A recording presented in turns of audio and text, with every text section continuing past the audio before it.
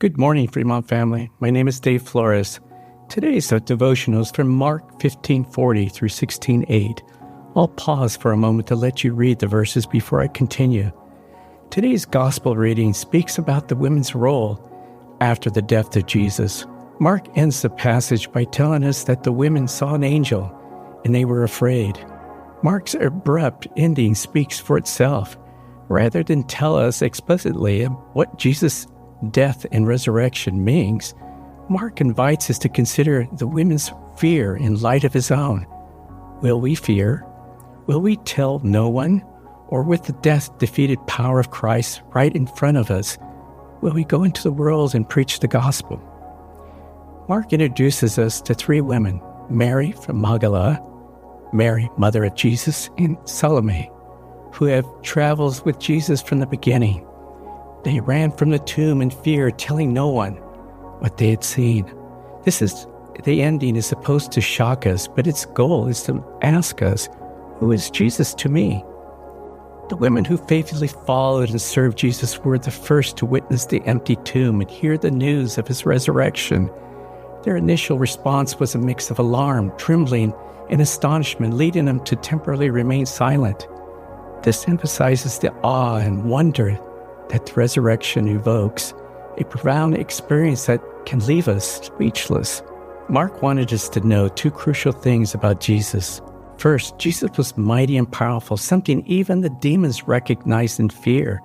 Second, despite all of his power, he submitted himself to the will of the Father and went to the cross and ransomed us from the sin and death. Mark knew Jesus was raised from the dead, but he used the women in their bewildered fear to remind us of the resurrection, not because they doubted, but because they believed. He was willing to go to the cross, even though he clearly had the power to prevent it. His dying didn't fit the women's expectations, and they couldn't understand how it could be so. All their hopes had been dashed with his crucifixion, and their lives were ruined with his death. On that Sunday morning in today's verses, however, they found out he had raised from the dead, and they were told this good news by an angel at Jesus' empty tomb. Their lives would forever be changed. After encountering this angel, the women reacted the way any of us would have reacted. The angel told them to go tell the disciples, and eventually they would talk about what they saw. But first, because they were so full of amazement and awe and wonder and even terror and fear, they said nothing to anyone. They were in such a shock over what they saw, and they couldn't say anything but run away in silence. Have you ever been afraid of something that you just started running away?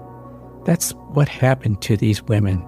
They just seen and talked to an angel and told them that Jesus, the same Jesus that they saw brutally executed 2 days earlier, is no longer dead, but is alive and wants to meet with them. How would you react? You would also be scared and overwhelmed.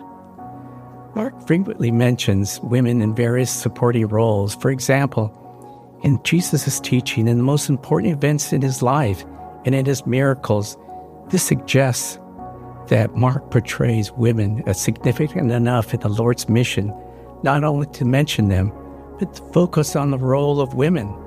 Considering the contents of Mark's time, place, and culture in history, that would not have necessarily valued the contribution of women to such a great extent. It's remarkable that Mark would have included so many references to women, underscoring their importance, influence, in relating to a full retelling of life of Jesus based on what he had compiled from oral tradition. The journey from the cross to the empty tomb, as told in Mark 15 and 16, calls for the response with faith that prompts bold action and spirit of amazement of God's power and grace. Grace is available for those who are broken and fearful. Jesus' message to the disciples after his resurrection demonstrates his grace and willingness to restore those who have failed.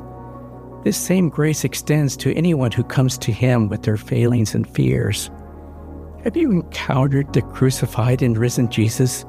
If so, two things will result. You will act boldly for him, and you will be amazed by him. Action and amazement are what happens when we finally see, understand, and cherish Jesus' death, burial, and resurrection.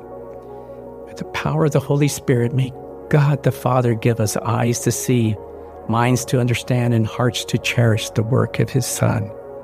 As we look forward to this coming Sunday's message, may this devotional serve to prepare your hearts and mind for God's spoken word.